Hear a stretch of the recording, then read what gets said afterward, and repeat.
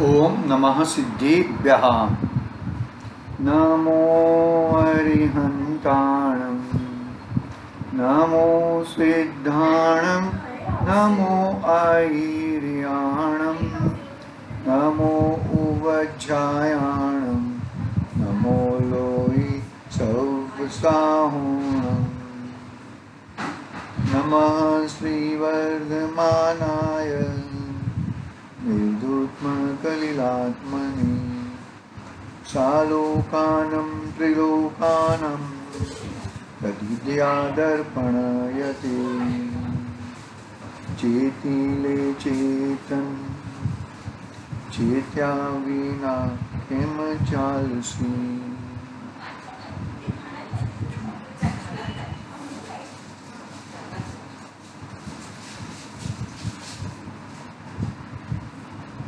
रत्नाकरण सावकाचार्य संवतभद्र आचार्य देव द्वारा रचित महान ग्रंथ अपने सामने विराजमान है।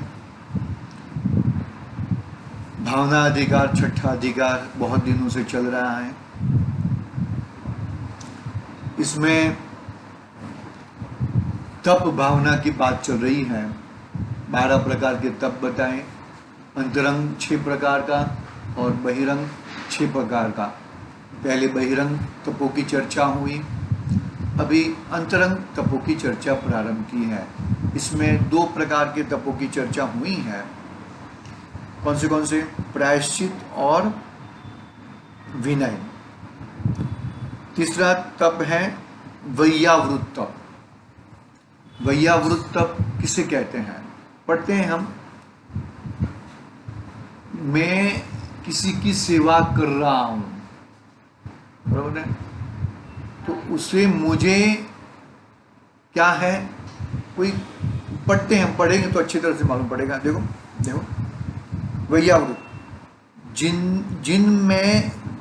जिनमें गुणों में प्रीति, धर्म में श्रद्धा, गुणों में प्रीति, धर्म में श्रद्धा, धर्मात्मा में वात्सल्य, निर्विचिकता आदि गुण होते हैं, उन्हीं के वैयावृत तप भी होता है।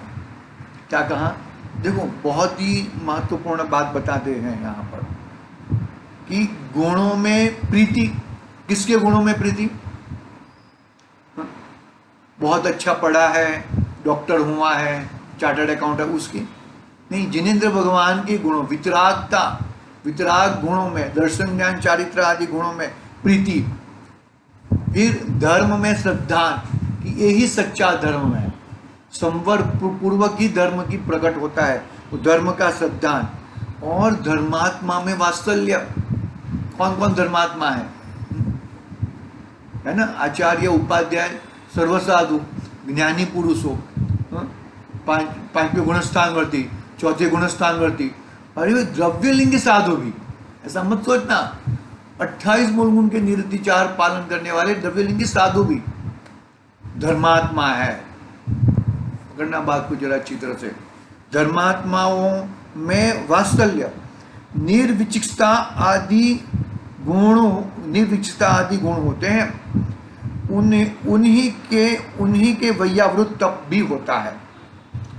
कृतज्ञ के आचार्य आदि की वैयावृत्ति का परिणाम नहीं होता। आगम में 10 प्रकार के साधुओं की वैयावृत्ति कही है। आचार्य, उपाध्याय, तपस्वी, शिक्ष्य, ग्लान, गण, कुल, संग, साधु, मनोज्ञ, इन 10 प्रकार के साधुओं की वैयावृत्ति कही है। आचार्य हो गए, उपाध्याय हो गए, तपस्वी हो गए, शिक्ष्य हो गए, ग्लान हो गए, गण, कुल, संग, साधु और मनोज्ञ। हम पढ़ते हैं, सबका एक एक लाइन में है उनका किसे क्या कहते हैं। आचार्य तो मालूम ही है, जो सम्यक ज्ञान आदि गुणों को तथा स्वर्ग मोक्ष के सुखरूप अमृत के बीच व्रत संयम को अपने हित के लिए आचरण करते हैं, वे साधु आचार्य हैं। उनकी अपने शरीर से तथा अन्य क्षेत्र उनकी अपने शरीर से तथा अन्य क्षेत्र, शैया, आसन आदि द्वारा सेवा करना वह आचार्य वैयावृत्ति है। देखो, वैयावृत्ति व्यक्ति कर रहा है और वैयावृत्ति भावना वो आचार्य की होती है। मानो कि विहार करके आए हैं और विहार करके आए हैं तो पैर आदि दबा ले, वगैरह कर ले, तो और थोड़ा दबा ले, यहाँ तक दबा ले, ऊपर तक दबा ले, सर भी दबा ले, बोलते तो नहीं है लेकिन अंदर में ऐसी भावना, तो वो वैयावृत्त सच्ची भावना नहीं है। पकड़ना बात को जरा अच्छी तरह से। जो अरे उसको तो क्या लगता है कि ये मुझे खलेल कर रहा है। क्या बात कर रहे हो, आपका पैर दबा रहा है और आपको खलेल कर रहा है। हाँ, खलेल लग रहा है। पढ़ता हूं मैं, देखो समझ, बात को समझना अच्छी तरह से क्या कहना चाहते हैं यहाँ पर। उनकी अपने शरीर से तथा अन्य क्षेत्र सैया, सैया यानी कि वो और कुछ रहता नहीं है, वो पार्ट वगैरह रहता है, सैया।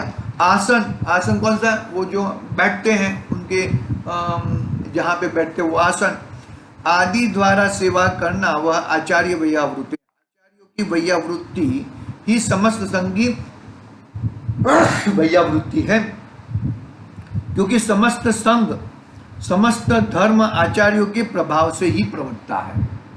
आचार्य की सेवा शुश्रूषा करना पूरे संघ की सेवा शुश्रूषा हो जाती है। वैयावृत्ति की भावना जो बताई ना, वो जरा बहुत अच्छी तरह से समझना। मानो कि अपने घर पे मुनिराज आए हैं, मुनिराज आए हैं, कब आते हैं? ओनली एकमात्र आहार के लिए, और कोई कार्य के लिए मुनिराज किसी गृहस्थ के घर पे जाते नहीं हैं। तो वो वहां पे गए हैं और आहार के लिए, तो उनका पाद प्रक्षालन होता है। तो ऐसा लगे मुनिराज को कि और थोड़ा ऊपर तक पाद प्रक्षालन कर ले, वो वैयावृत्ति सच्ची वैयावृत्ति नहीं है, सच्ची वैयावृत्ति नाम नहीं पाता है। हाँ, पकड़ना बात को, मतलब जो कर रहा है उसको तो ठीक है, उसके परिणाम कैसे चल रहे हैं वो हिसाब से है, लेकिन जो जिनका हो रहा है उनमें जरा भी और कर ले ऐसी भावना होती नहीं। देखो आगे पढ़ते हैं। जिन व्रतशील के धारियों को समीपता प्राप्त होने पर जो परमागम का अध्ययन पठन करते हैं वो साधु उपाध्याय हैं। जो महान अंशनादि तपों में प्रवर्ते हैं वे साधु तपस्वी हैं। श्रुत ज्ञान के शिक्षण में तथा व्रतशील की भावना में जो निरंतर तत्पर रहते हैं वो साधु शिष्य है। रोगादि से जिनका शरीर क्लेशित हो वो साधु ग्लान है। जो वृद्ध मुनियों की परंपरा से साधु हैं वे गण है। जो अपने को दीक्षा देने वाले आचार्य के शिष्य साधु है, वह कुल है। चार प्रकार के ऋषि मुनि यति अनघार का समुदाय संघ है। जो बहुत काल के दीक्षित हैं वे साधु हैं। लोक में पंडित पने से जो मान्य है, वक्तृत्व गुण से मान्य है, कुलीन पने से लोग में मान्य है, वो मनोज्ञ है। उनके प्रवचन का धर्म का गौरवपना प्रकट होता है। इस तरह से मतलब सब साधुओं की ही परिपाटी है। वैयावृत्ति और किसकी होती नहीं है। वैयावृत्ति नाम जिसकी पाती है वो वैयावृत्ति सिर्फ ये साधुओं के, मतलब जो बीमार हैं, जो उनको ग्लान कह दिया, जो निरंतर व्रतशील भावना में निरंतर तप्तर रहते हैं वो शिष्य हो गए हैं। बराबर महा अंशनादि तपों में रहते वो तपस्वी हो गए हैं। और जो खुद अध्ययन करते हैं, पठन भी करते हैं, पाठन भी कराते हैं तो उपाध्याय है। तो इनका ही वैयावृत्ति होती है। वैयावृत्ति किससे होती है? मानो कि साधुगण है वो आचार्य की भी करते हैं, उपाध्याय भी करते हैं। साधुगण जो ग्लान है, शिष्य है, उनकी भी करते हैं। फिर संघ का भी मुनि, ऋषि, मुनि, यति और अनगार, 4 प्रकार के भेद हैं मुनि राजों के।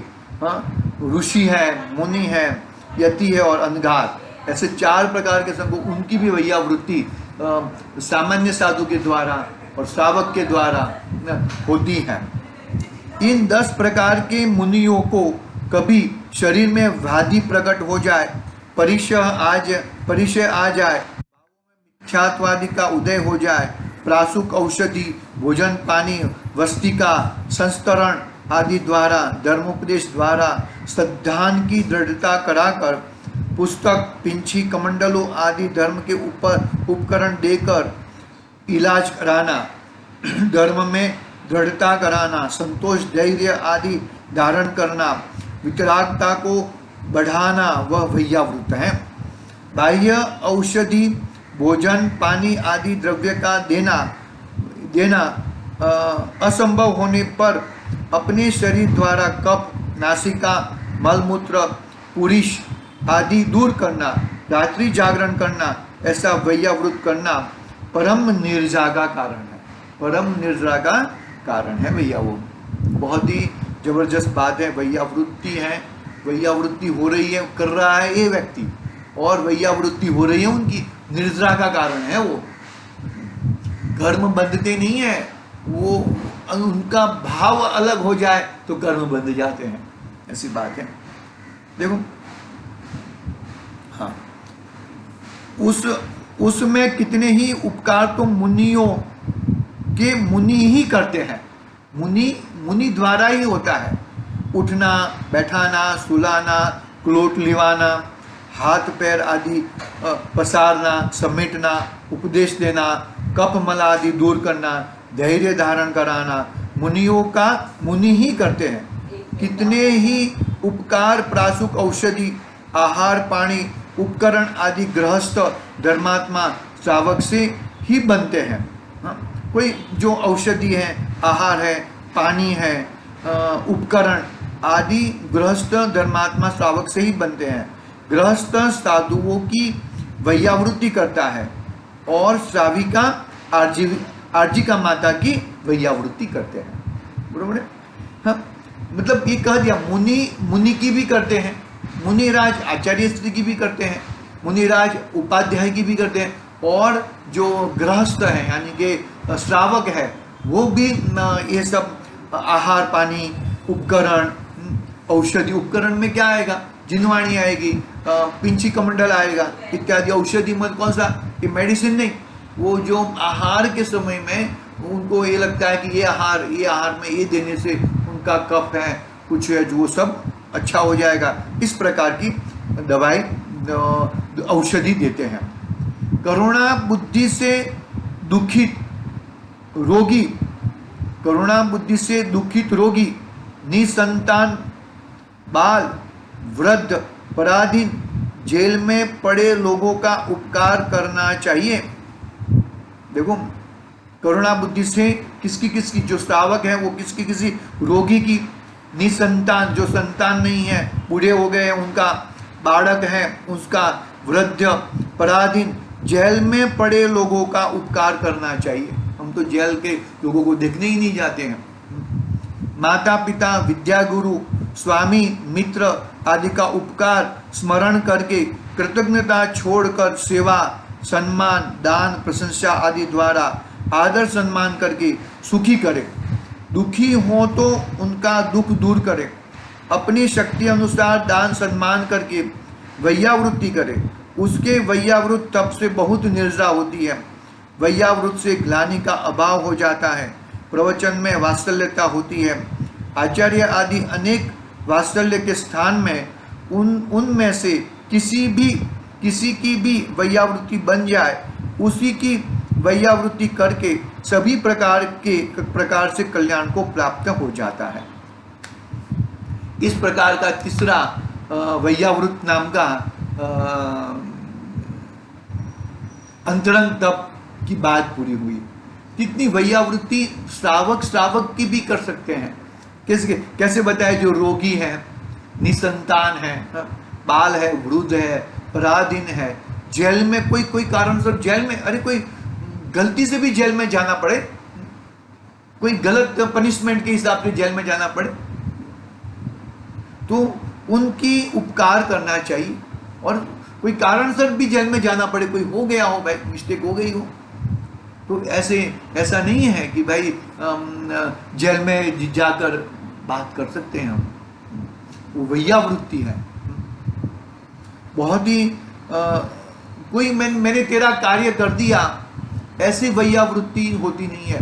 करने वाला भी कृतज्ञ नहीं है, और वैयावृत्ति लेने वाला भी बहुत ही उपकारमय वृत्ति वाला रहता है। इस पर वैयावृत्ति बात हुई है। एक दिन नहीं हो पाएगा, परसों नहीं हो पाएगा, देखेंगे फिर कैसे कैसे क्या होता है, उसका आगे की बात देखेंगे। 1-2 दिन की गैप है। स्वाध्याय वाला तप, स्वाध्याय तप है, वो आगे की बात करेंगे। बहुत ही सुंदर है, उसमें वक्ता का स्वरूप, श्रोता का स्वरूप और है बहुत ही, वो आगे की बात कल करेंगे। आज के लिए ओम नमः, 2 दिन की गैप समझ के चले हम। ओम नमः सिद्धि।